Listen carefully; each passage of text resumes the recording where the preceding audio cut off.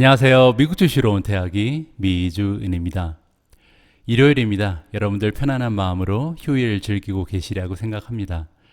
제가 몇 주 동안 일요일마다 조금 골치 아프고 재미없는 컨텐츠를 여러분들께 보내드린 것 같습니다. 바로 미국 주식 분석 끝판왕을 일요일마다 계속해서 공유를 드렸었는데요. 그야말로 수치만 잔뜩 등장하고 좀 어려울 수 있는 컨텐츠였죠. 그래서 오늘은 조금 분위기도 반전시킬까 해서 미주은의 책 읽어주는 남자를 준비해봤습니다. 사실 미주은의 책 읽어주는 남자는요, 조회수가 별로 나오지 않는 굉장히 인기가 없는 시리즈 중에 하나인데요. 그럼에도 불구하고 저는 개인적으로 한 달에 한 권이나 두 권 정도의 주식 관련 책은 꼭 읽어야겠다는 계획을 가지고 있거든요.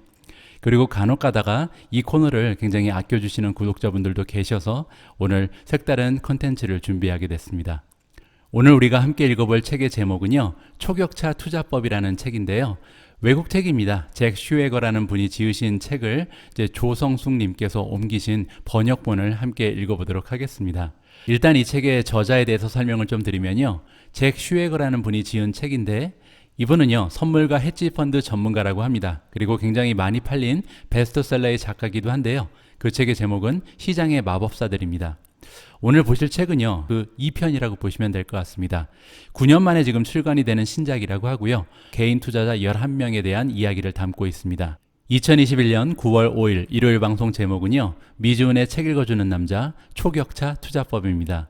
미주은 오늘의 이야기는요, 첫 번째로 이 책을 권해드리고 싶은 분들 제가 나름대로 정리해봤고요. 두 번째로 가장 기억에 남는 내용만 정리해서 여러분들과 다시 한번 읽어보는 기회를 마련하겠습니다.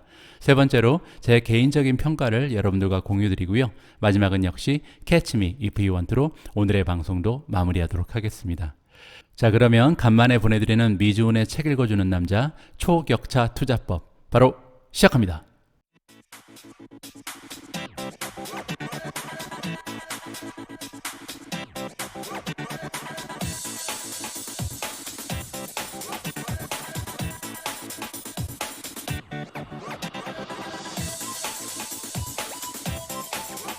자, 오늘 방송 첫 번째 챕터로 바로 들어갑니다. 제가 이 책을 읽어보고요. 개인적으로 이런 분들께서는 이 책을 꼭 읽어보셨으면 좋겠다라고 생각이 드는 4가지의 유형을 적어봤습니다. 가장 먼저 이 책에서 도움을 받으실 수 있는 분들은요, 단기 트레이닝에 관심이 많은 투자자분들입니다. 이 책에는 11명의 개미 투자자들이 등장을 하는데요. 단기 투자를 통해서 많은 부를 축적한 굉장히 좀 성공적인 투자자의 경험담이 담겨 있습니다. 따라서 단기 트레이닝이 그 주요 내용이 되거든요. 이따 보시면 알겠지만 물론 이제 장기 투자자 입장에서도 배울 점이 상당히 많이 들어가 있습니다. 그럼에도 불구하고 주요 내용은 단기 트레이닝에 초점이 맞춰 있다. 이렇게 이해하실 수가 있고요. 두 번째로 내가 매수하기만 하면 주가가 내려가는 경험이 많으신 분들이 계실 거 아니에요. 이런 분들이 꼭 읽으셨으면 합니다. 저도 사실 개인적으로 이 책을 읽은 이유가 어떻게 하면 조금 더 맞는 시점에 하나의 종목을 선택할 수 있을까 이러한 고민을 하다가 초격차 투자법이라는 책을 발견하게 됐거든요. 세 번째로 우리가 주식을 매수하거나 매도할 때 어떻게 하면 그 시점을 잘 잡을 수 있을지 여러 가지 방법을 주식 고수들의 경험을 통해서 배우고 싶으신 분들께 이 책을 추천합니다. 마지막으로 주식 종목을 선택하는 방법이 여러 가지가 있는데요. 11명이나 되는 각자의 그 노하우를 우리한테 전달해주고 있습니다. 자, 다음은 오늘 방송의 하이라이트죠. 제가 이 책을 읽어보고 가장 기억에 남는 내용을 다시 한번 여러분들과 공유해 볼까 합니다. 이 책의 목차를 먼저 보여드릴 텐데요. 총 11명의 개미 투자자들이 나옵니다. 우리가 흔히 슈퍼개미라고 부르는 분들이죠. 자, 1번을 보시면 지폐주의 규제, 동전주의 천재가 등장을 하고요.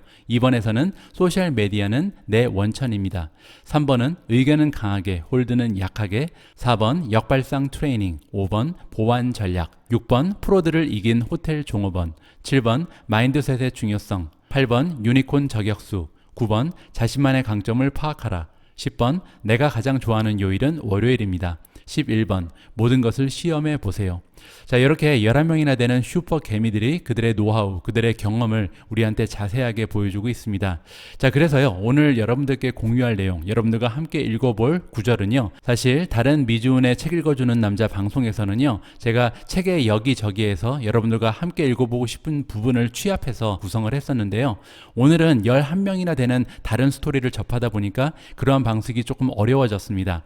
그래서 오늘 제가 선택한 방식은요, 이 11개의 이야기 중에서 가장 여러분들과 공유하고 싶은 한 가지를 선택을 해봤는데요. 바로 두 번째 이야기입니다.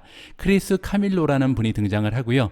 이분의 그 투자 방식은 소셜 메디어를 이용을 해서 투자를 하고 있습니다. 굉장히 좀 재밌는 방식인 것 같아서 여러분들과 다시 한번 읽어볼까 합니다.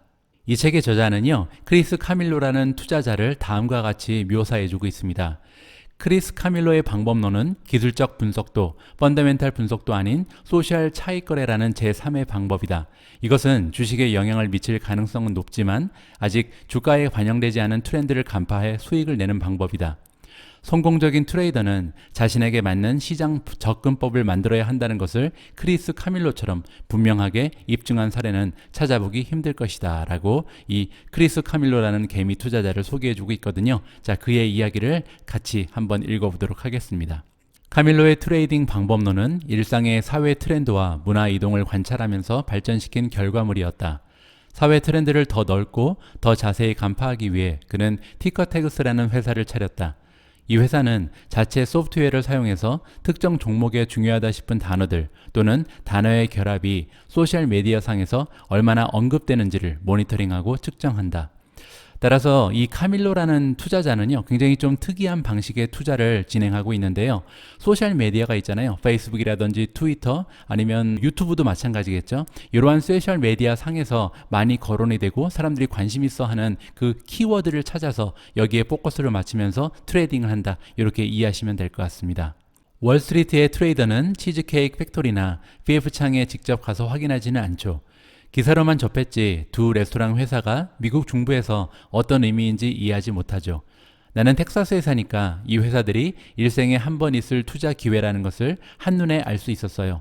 그들은 판을 바꾸고 있었어요. 사람들이 프랜차이즈 식당에 들어가려고 평일에도 몇 시간이나 대기하는 일이 처음으로 생긴 겁니다.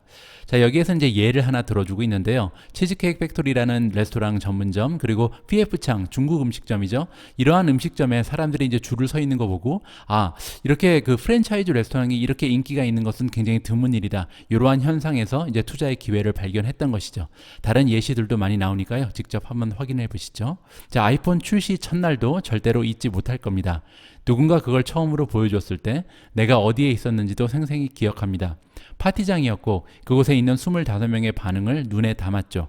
보자마자 대단한 제품이라는 것을 알았습니다. 심지어 나는 애플 팬이 아니었어요. 살면서 애플 제품은 가져본 적도 없었어요. 자, 지금 아이폰이 처음 출시됐을 때의 경험을 얘기해주고 있는데요.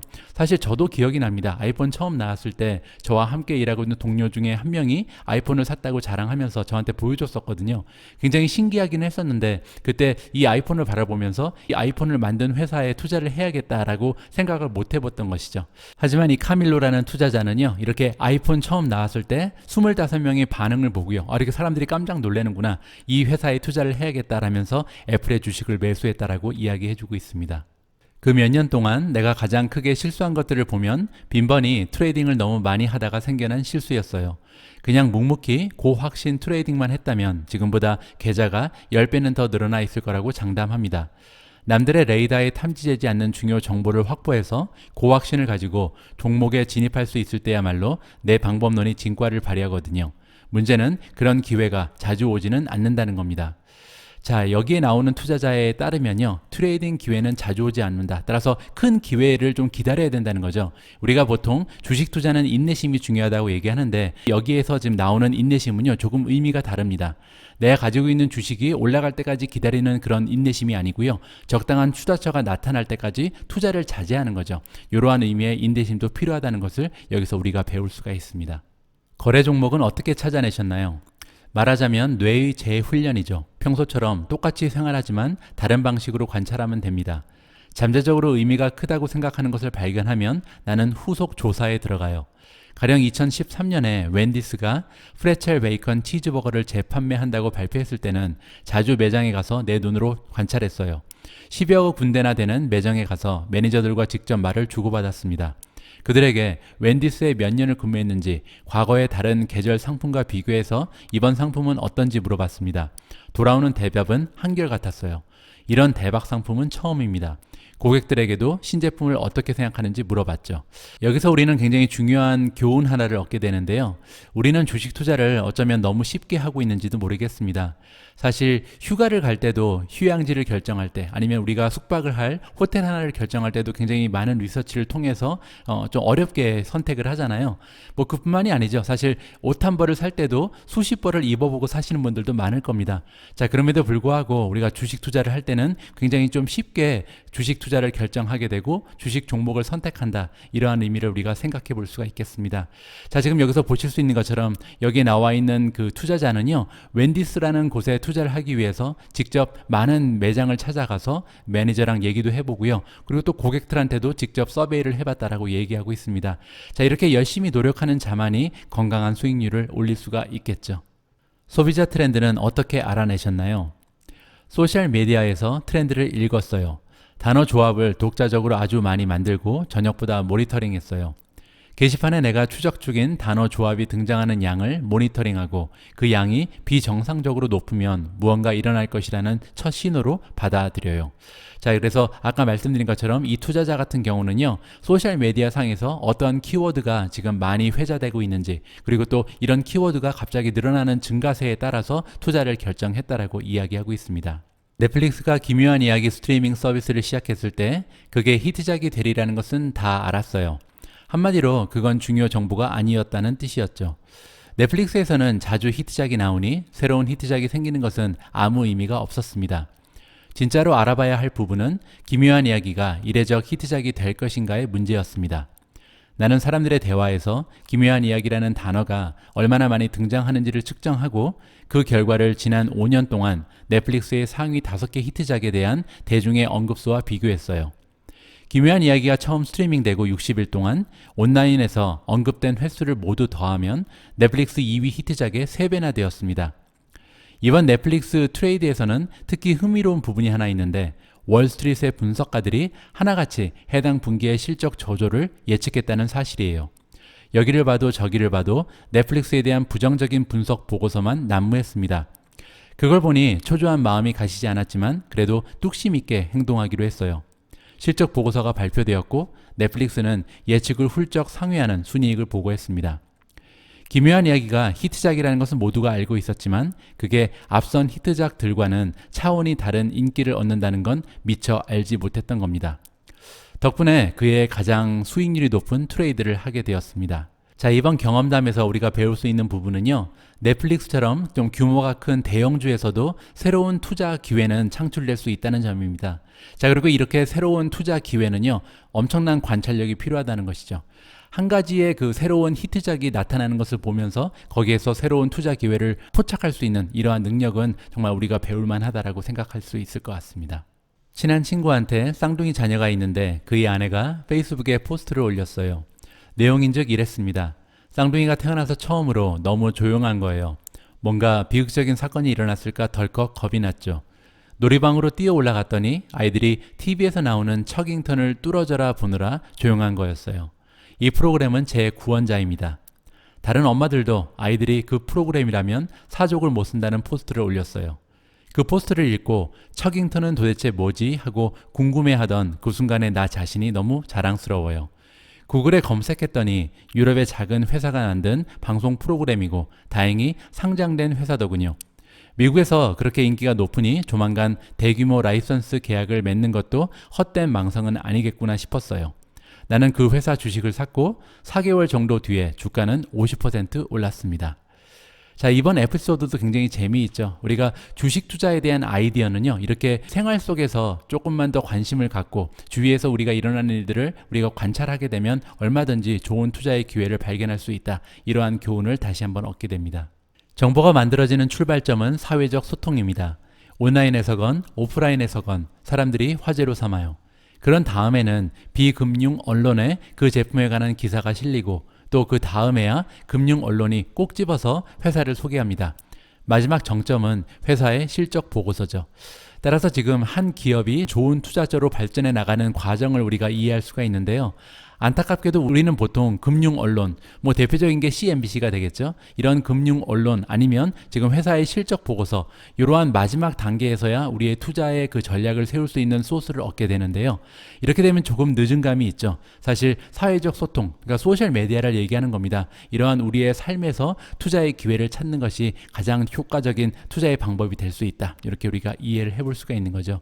자, 지금부터라도요, 신문의 사회면, 그러니까 경제면 말고도요, 다른 문화면이라든지 사회면, 이러한 쪽에서도 투자의 기회를 찾을 수가 있을 것 같고, 또 페이스북이라든지 트위터 같은 소셜 메디어를 굉장히 열심히 해야겠구나라는 생각을 하게 됩니다. 나는 미래 예측을 하려는 것이 아니라 현재를 정확하게 그리고 빠르게 탐지하려고 노력하는 겁니다. 소비자가 미래에 무엇을 할지를 예측하려는 것이 아니라 지금 그들이 무엇을 하고 있는지를 정확히 보려고 노력하는 겁니다. 소비자는 지금 무엇에 관심을 보이는가?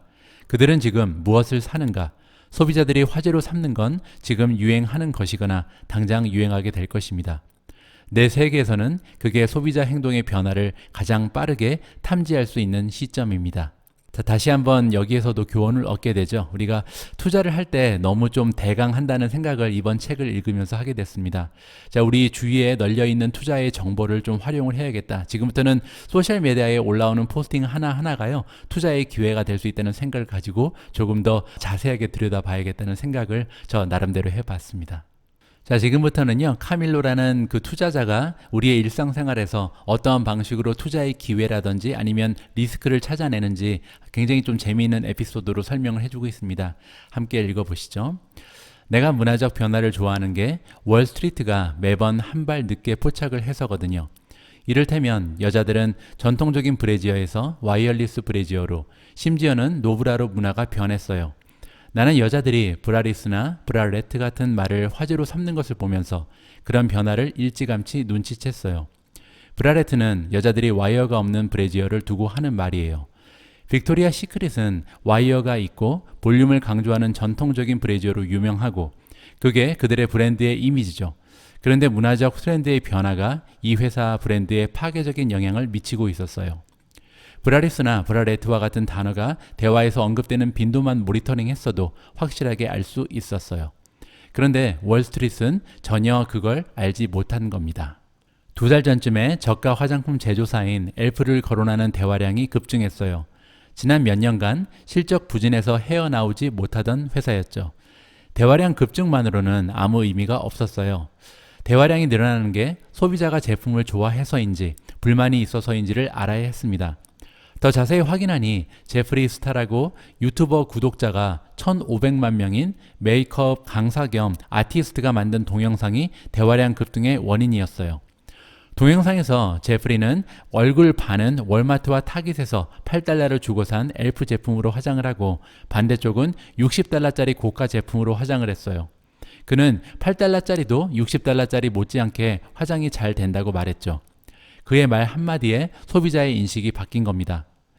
드럭스토어 전용의 싸구려 화장품에서 괜찮은 품질을 가진 화장품으로 엘프의 브랜드 이미지가 변하게 된 거죠. 2달 만에 주가가 50% 이상 올랐어요. 엘프 주식을 분석하는 애널리스트들도 제프리 스타가 누구인지 몰랐을 거라고 장담합니다. 자, 여기 읽어보고요. 다시 한번 느낀 게 유튜브도 우리가 투자자라면 많이 시청을 하는 것이 좋을 것 같습니다. 미주은도 계속해서 시청해 주실 만한 이유가 있는 것 같고요. 자, 이제 슬슬 챕터 2에 대한 정리로 넘어갑니다. 성공적인 트레이더가 되려면 자신에게 맞는 시장 접근법을 찾아내야 한다. 내가 인터뷰한 마법사들 중에서 카밀로만큼 이 원칙을 극명하게 입증한 사람도 없었다. 카밀로는 단순히 본인에게 맞는 접근법을 찾아낸 것을 넘어 완전히 새로운 유형의 트레이딩 방법론을 발명했다. 펀더멘탈 분석에도 기술적 분석에도 매력을 느끼지 못한 카밀로는 소셜 차익거래라는 제3의 시장 분석 방법을 발굴했다. 이것은 주식에 영향을 미칠 가능성이 높지만 아직 주가에는 반영되지 않은 사회적 변화나 트렌드를 간파해서 수익을 내는 방법이다. 제가 카밀로라는 투자자의 이야기를 여러분들과 공유하는 이유는요, 이 카밀로가 했던 것처럼 우리가 사회적 변화, 트렌드에서 키워드를 찾아서 투자해야 된다, 뭐 이러한 의미가 아니고요, 여러분들 나름대로의 투자 논리가 있어야 된다는 것을 강조드리기 위해서입니다. 자, 카밀로라는 투자자는요, 이렇게 자기 나름대로 소셜 미디어를 통해서 사회적 변화와 트렌드를 읽어가면서 포커스를 맞췄습니다. 여러분들도요, 여러분들 나름대로의 원칙과 논리가 있어야 된다, 이 부분을 다시 한번 강조를 드리고 싶고요. 지난 여러 해 동안 저질렀던 큰 실수를 보면 언제나 트레이딩을 지나치게 많이 했을 때 나왔습니다. 카밀로의 접근법은 다 좋지만 고확신 트레이드가 많이 봐야 2달에 한 번, 심지어는 그것보다 훨씬 적게 등장할 수도 있다는 데 문제가 있다. 하루에 4시간씩 트레이드 기회를 검색하고 조사하면서 몇 달간 한 건의 트레이드에도 진입하지 못하는 상황을 견디는 게 쉬운 일은 아니다. 그러나 카밀로는 인내심을 기르기 위해 지금도 노력하고 있고, 과거보다 인내심이 좋아진 것이 성공적인 트레이딩 성적을 거두는데 크게 기여했다고 믿는다. 오늘 제가 방송을 통해서 여러분들과 함께 읽어보는 부분은 여기까지만 하겠습니다. 혹시나 책의 나머지 부분이 너무나 궁금하신 분들께서는요, 직접 이 책을 구입해서 읽어보시면 좋을 것 같습니다. 자, 다음 챕터로 넘어갑니다. 이번 챕터에서는요, 제가 이 책을 읽어보고 나름대로 평가를 정리를 해봤는데요, 이 책의 장점 3가지 그리고 단점 3가지를 여러분들과 공유할까 합니다. 자, 일단 초격차 투자법을 읽어보고 가장 좋았던 점 3가지는요, 일단 11명이나 되는 슈퍼 개미 경험담을 부담 없이 풀어가고 있다, 이 부분을 굉장히 좀 장점으로 치고 싶고요. 두 번째로 주식 매수 그리고 매도 시점에 대한 다양한 이론과 의견을 접하실 수가 있습니다. 이 부분 때문에 제가 이 책을 읽었다고 여러분들께 말씀을 드렸고요. 자, 세 번째로 종목 선정을 할 때 굉장히 다양한 접근법이 있잖아요. 이러한 논리를 가지고 선택을 한다. 11명이 각자 다른 논리를 펼쳐주고 있기 때문에 이 부분도 배울 점이 굉장히 많았다라고 생각이 됩니다. 자, 이번에는요, 초격차 투자법을 읽으면서 조금 아쉬웠던 부분인데요. 일단 단기 트레이딩 위주의 경험담이기 때문에 저는 장기 투자자로서 조금은 좀 흥미가 떨어지는 부분이 있었다라고 말씀을 드리고 싶고요. 번역본의 성격상 문체에서 오는 약간의 어색함 그리고 불편함이 느껴졌고요. 마지막으로 인터뷰 형식은 사실 책보다는 유튜브 영상이 어땠을까라는 생각을 하게 됐습니다. 이 11명을 직접 인터뷰하면서 그 영상을 유튜브로 공유했으면 굉장히 엄청난 호응을 얻을 수 있었겠다라는 생각을 나름대로 해봤고요. 제가 나중에 만약에 기회가 된다면 이렇게 슈퍼 개미들과 또 인터뷰 영상을 여러분들과 공유할 수 있는 날이 오지 않을까 개인적으로 기대를 하고 있습니다. 자, 오늘 방송도 마지막까지 달려왔습니다. Catch me if you want로 마무리를 하도록 하겠습니다. 자, 연휴 때와 마찬가지로요, 초격자 투자법에서 제가 가장 기억에 남는 4주를 가지고 마무리를 할까 합니다. 자, 첫 번째는요, 모든 포지션 크기나 리스크를 똑같이 해서는 안 된다. 이 책에 나온 몇몇 트레이더가 놀랍도록 압도적인 수익률을 달성할 수 있었던 필수적인 요소는 고확신 트레이드일수록 포지션을 크게 취했다는 사실이다. 아무리 고확신 트레이드일지라도 포지션 크기가 지나치게 크다면 두려움에 사로잡혀 제대로 된 트레이딩 결정을 내리지 못하게 될 수도 있다. 본인의 방법론에 따라 스스로 결정을 내려서 트레이드를 진입해야 한다. 아무리 좋은 트레이드를 추천받는다고 해도 타인의 추천만 믿고 진입하는 트레이드는 처참한 결과를 맛볼 수 있다. 시장은 어지간한 사람은 유지하기 힘든 자질의 보상을 준다. 인내는 어렵다. 인내하기 위해서는 천성적인 본능과 욕구를 극복해야 한다. 하지만 내가 위대한 트레이더에게서 거듭 발견한 자질도 바로 인내심이었다. 오늘 제가 준비한 내용은 여기까지입니다. 어떻게 오늘 함께 읽어본 초격차 투자법이라는 책의 내용 마음에 드셨는지 모르겠습니다. 자, 제가 가장 기억에 남는 마지막 문장을 여러분들과 읽으면서요, 오늘 방송을 마무리하겠습니다. 트레이더가 감정과 충동에 지는 순간 잘못된 결정을 내리기 쉽다. 최악의 적은 바로 나다. 우리 모두가 미국 주식 투자로 은퇴하는 그날까지 다 함께 화이팅입니다. 행복한 하루 되세요. 감사합니다.